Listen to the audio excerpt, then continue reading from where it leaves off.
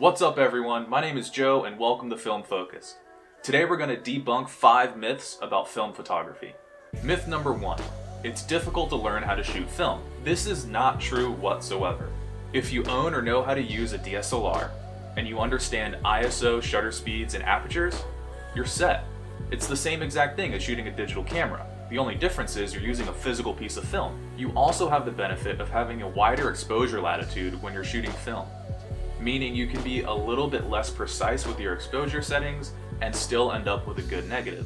Most photographers will recommend exposing for the shadows when you're shooting film. This tends to overexpose your film a little bit, which actually makes it look better, and I can get into that a little bit later. If you don't know how to use an SLR, or you're not interested in learning the technical side of photography, you can always pick up a point and shoot. They shoot the same 35mm rolls of film you would in an SLR, but the camera takes care of all the exposure settings for you. All you do is point and shoot. Simple as that. Myth number 2, film photography is expensive. That's absolutely false. Here, I'll give you an example. You want to buy an entry-level DSLR with a kit lens. That'll run you around $400, not including an SD card. Picking up a camera like this, however, will only run you $35. That leaves you with $365 extra to use on whatever you want. That's 121 rolls of film. That's 4,356 images. Now let's say you find out photography really isn't your thing. Let's break down both these scenarios separately. So you've bought your camera, you've taken some photos over the past couple of months, and you're not really feeling it anymore, so you want to sell your camera. Here's the real kicker. You can never sell the gear that you buy for the same amount that you bought it for, unless the value has already been depreciated. So if you buy a $400 camera and then don't like it in a couple months, you're only going to be able to get maybe half of what you paid for it. But if you pick up one of these babies, the value has already been depreciated on it. So you can sell it for the amount that you bought it for and no one bats an eye. In the long run, this can save you a lot of money. Myth number 3, if you're going to be shooting film, don't you need a darkroom? The short answer is no. There are tons of photo labs still in business across the country. If you live close to one, you can walk in and drop your film off that way. If not, most labs allow you to mail your film in, they'll process it and even scan it for you if you'd like, and then they'll ship it back to you. If you would like to develop your film at home, however, all you need is a light, tight room. This could be an interior closet or bathroom in your house. Block off the door frame with a blanket, towels, pillows, anything to stop light from coming into the room to make sure that it's pitch black. Once it is, you can take the film out of your camera and put it into your light, tight developing tank. These can then be taken into broad daylight and you can develop your film in your kitchen, your bathroom, your garage, anywhere you have running water. It's really simple. If creating a light, tight room in your house isn't an option, you can always buy a changing bag online. They're really cheap and really easy to use. All you gotta do is put your gear inside the bag, put your hands through, change your film, and take it out. This also allows you to do this in daylight, so you can see around you, but you won't be able to see what your hands are doing.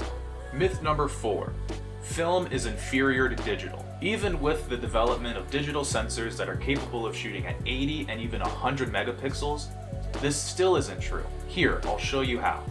My Mamiya 7 cost me less than $2,000 and shoots 6x7 negatives. I have a high-end consumer scanner that scans at 4,000 dpi. That gives me an image that's 9,000 by 11,000 pixels. That in itself is 103 megapixels. And it doesn't stop there. If I used a professional drum scanner that has the capability of scanning at 11,000 dpi, I'd create an image that's 25,000 by 30,000 pixels. That's 785 megapixels. And medium format is even smaller than large format. If I took an 8x10 sheet of film and scanned it at 4,000 dpi, I'd end up with an image that's 1,280 megapixels. That's insane! No digital sensor could ever touch the resolution of medium and large format film.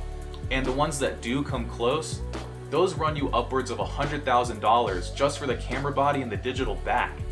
Now with all that aside, a regular 35mm image scans in at around 21 megapixels. That's still a lot of image to work with, especially when you compare an entry-level full-frame camera Those start at around $1,500. You can get the same resolution with 35mm film and a camera that costs you 40 bucks. Now which do you think is the better investment? Myth number 5. Isn't film like really hard to find nowadays? Absolutely not. This couldn't be easier. So there are 3 sites that I'll recommend for you to use if you want to buy film online. The first is B&H Photo Video. This is probably my favorite site to use for really any photographic equipment, not just film. But they have a really great selection, it's all reasonably priced, and their shipping times are really, really fast. This is a company from New York. The other would actually be Amazon. Amazon has a lot of stuff, and you can actually get some good films at a really budget price. I shoot a lot of Kodak Ultramax and Kodak Gold 200 through my point and shoot cameras, and if I just need some film and I'm not looking for anything that I'm going to use for work, this is kind of the place that I like to go.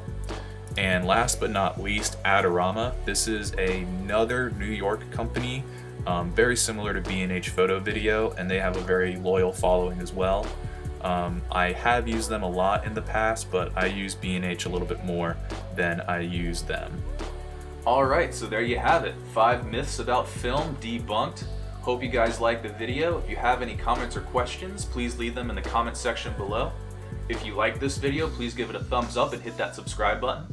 Other than that, thank you guys so much for stopping by. I appreciate your time. Hope you have a great day, and I'll see you next time.